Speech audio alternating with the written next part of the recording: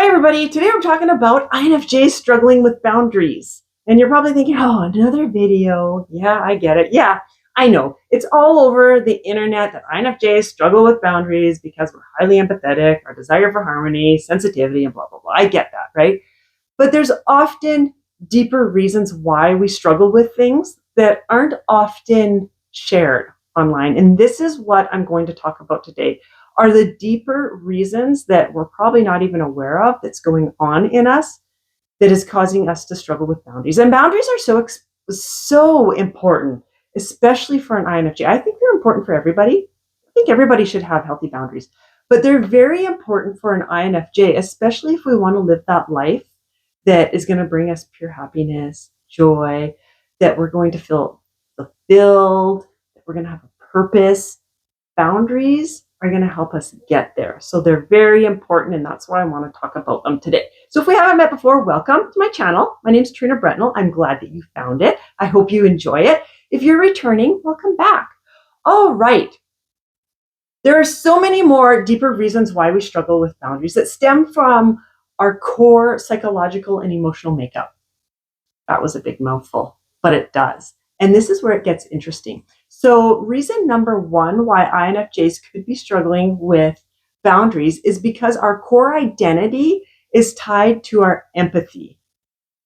Now, what I mean by that is we often define ourselves through our ability to understand and connect with others on an emotional level, on a deep emotional level. And we are darn good at that.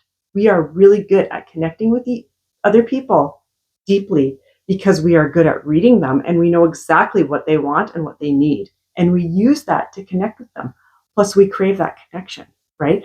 But often doing this, yes, it can be a strength if used the right way. But if not, and not being aware that we're not using it the right way, it can lead us to prioritizing others' needs to the point of neglecting our boundaries if we are not careful. So be mindful of that because that's a huge one.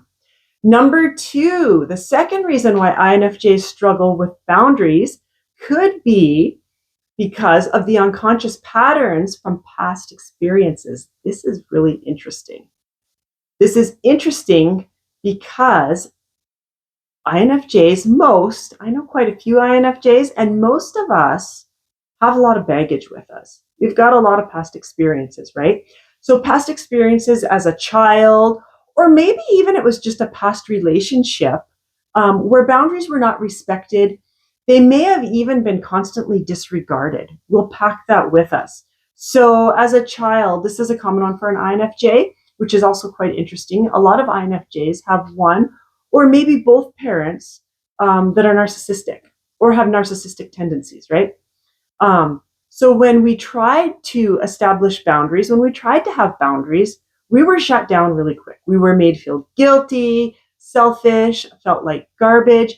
Because if you're growing up with a narcissistic parent, you know that the top priority is them. You have to prioritize their needs. You have to walk on eggshells, tiptoe around, not disrupt the boat. So you're always feeling scared because you don't want to trigger them, right? So we don't set boundaries because boundaries was a trigger. So we learned not to set boundaries. We will pack that with us into our adult life and continue with that pattern. We don't even realize it's happening. Okay. Now, the third reason that INFJs will struggle with boundaries could be that inner conflict between individuality and connection. This also is an interesting one. We have that strong desire to connect with other people, right? I mentioned that earlier on, that we love to connect deeply with people. And we really, really have that desire, that need to connect on a deep level. We almost crave it as an INFJ, which creates a conflict with our individuality if we're not careful. Why? Because we will start fearing that setting boundaries or setting limits will cause issues with that relationship. Okay, we'll end up pushing that person away, that we'll lose that connection, that deep connection that we have if we set a boundary or set a limit or state a need that we want or one of our wants or desires that it's going to push that person away and that connection is going to be lost. So again, this also goes back to number 2. We don't want to rock that boat. We don't want to disrupt it. Not saying that the person that you're connected to is narcissistic or toxic, not saying that at all. But it could be something that you're packing with you, not wanting to rock the boat because you're scared of losing what you already have. That's a common one for INFJs. Just be aware of it. Now, what do we do about all of this? Maybe you relate to some of these. What do we do about it then? It can be fixed. Don't worry. We can fix it. We can work on it. Self-awareness. I know, you're probably rolling your eyes now. Self-awareness, blah, blah, blah. Everybody says it. But you know what? Self-awareness is one of the most powerful tools that you can pack with you. And nobody can take it away from you. And it is so powerful. In this case, recognizing those patterns and acknowledging them, the patterns, the triggers, become very aware and curious when it happens. Like when you're able to identify, oh, you know what? I really want this, or this person isn't really working out for me when they do this. I need to set boundaries for this. And why am I feeling like I can't set a boundary? Get curious about it.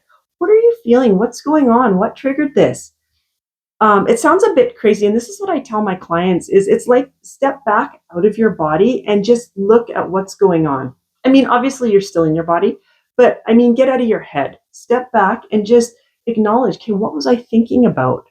What was going on with this relationship, or whatever it may be, whatever the circumstance is, just step back without judgment, without anything like that, and just acknowledge what's going on. Eventually, you're going to start seeing those patterns and you're going to be able to identify it yourself and be like, okay, well, this is where I need to work. This is my weakness here. And let's go. That's where self-awareness becomes very powerful, because not only with boundaries, you can do this with so many other struggles. The next thing that we can do, that an INFJ can do to help with boundaries, is identify your own needs. Now, this is huge as well, because lots of INFJs have no idea about their needs. They don't really know who they are, because we are so in tune to everybody around us. It's actually a gift. It's a gift that we have that can cause us lots of turmoil. Used the wrong way, because we're so in tune with everybody around us and we want to help everybody and we want everybody to be happy and do the things that make them happy, that we lose ourselves. We forget about us. So we can't identify our needs and our desires because we don't really know. We don't really have an idea. So take time, sit down. This may take a while to do. It took me a long time. When I was asked, I couldn't. When I was asked what Trina liked, not my kids, not my hubby, not my dogs, I couldn't answer it. I had no idea what Trina liked. Everything I thought of, I'm like, okay, well, no, Justin likes that, or Tyver likes that. No, Jay likes that. That's why we do that. I had no idea. It took me a very long time to make my list. So don't feel bad. Have self-compassion. But do it. Take the time and make a list of what it is that you need, your desires, your wants, and don't feel guilty. It's not selfish to have wants and desires. It's healthy.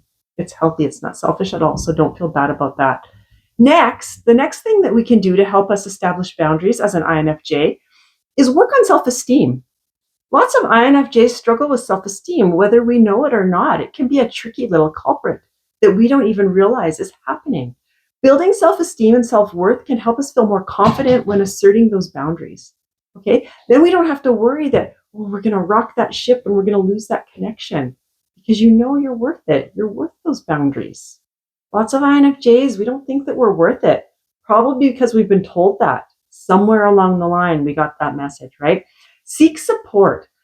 Seek somebody like myself, an INFJ coach, who can walk you through what worked. Like, I can walk you through what worked for me, what didn't work for me. This is what I did, right? And it doesn't even have to be a coach like me. It could be a friend, a trusted friend that can help walk you through. You know, sometimes somebody standing back and just looking in, they're able to identify those patterns for you a little better, and they can help you see them. So seek support, but make sure it's a trusted friend. Or again, an INFJ coach like myself that can help you walk through and give constructive feedback on what could be, I hate to say going wrong, we'll say just isn't working as it should be. I hope this was helpful for you. If it was, please give me the thumbs up, and please share this The more times we share it, the more INFJs we get to help. And that's my mission, is I just want to help INFJs because we are an amazing personality type and we don't show it enough. And if it feels right, please consider subscribing to my channel. And thank you for joining me, and I will talk to you again real soon. Bye-bye for now.